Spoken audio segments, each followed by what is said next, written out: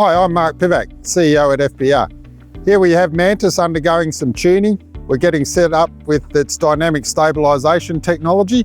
As that develops, we'll get Mantis faster and faster and operating more smoothly as well.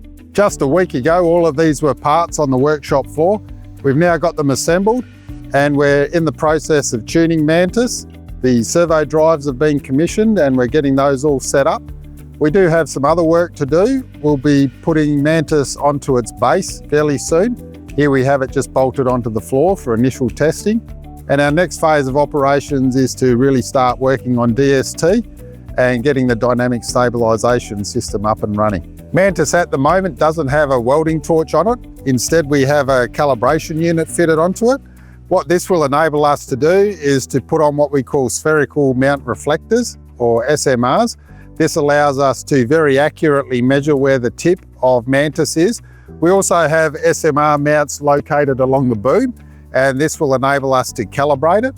The very first setup on Mantis is more lengthy than what it will be in the production process, but all of this testing which we're doing at the moment is aimed to enable us to develop a really automated process so that when we're in production we can set up and calibrate the robots very quickly.